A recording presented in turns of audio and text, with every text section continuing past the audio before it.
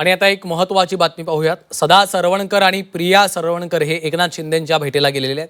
नंदनवन या बंगल्यावर एकनाथ शिंदेंच्या भेटीसाठी ते दाखल झाले। सदा सरवणकर यांचं कुटुंब एकनाथ शिंदे यांच्या भेटीसाठी दाखल झालेलं आहे।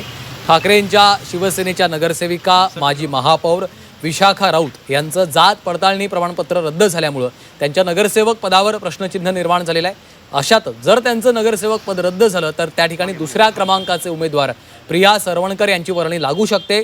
तत्पूर्वी आता संपूर्ण सरवणकर कुटुंब उपमुख्यमंत्री एकनाथ शिंदे यांच्या नंदनवन या निवासस्थानी दाखल झाल्याची ही दृश्य आहेत। सध्या माजी आमदार सदा सरवणकर, समाधान सरवणकर आणि प्रिया सरवणकर हे पोहोचले आहेत। पक्षाकडनं नेमकं काय सांगितलं जातं याकडे आता लक्ष लागलेलं आहे।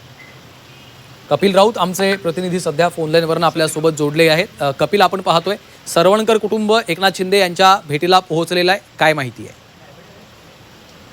पण राजकीय घडामोडी बघतोय का जात प्रमाणपत्र अवैध झाल्यानंतर विशाखा राऊत या त्या प्रभागाच्या नगरसेविका आहेत, त्यांचं पद जाऊ शकतं, त्यांचं नगरसेवक पद जाऊ शकतं अशी आमची तलवार त्याच्यावरती आहे। आणि त्या अनुषंगाने ही जी भेट आहे सरवणकर फॅमिली आणि उपमुख्यमंत्री एकनाथ शिंदे ही खूप महत्वाची भेट समजली जाते। खरं तर आपण पाहिलं तर दुसऱ्या नंबरला प्रिया सरवणकर होत्या, त्यामुळे त्यांची वर्णी नगरसेवक म्हणून लागू शकते।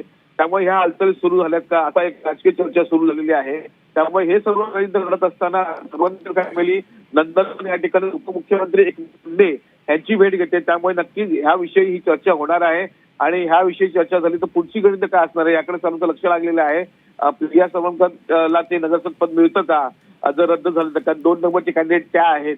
त्यामुळे आता एकनाथ शिंदे काय कशा प्रकारे सल्ला देतात की एकनाथ शिंदे पुढे राजकीय गणित काय खेळतात याकडे सर्वांचं लक्ष लागलेली आहे। अर्थातच। धन्यवाद कपिल या सविस्तर माहितीसाठी।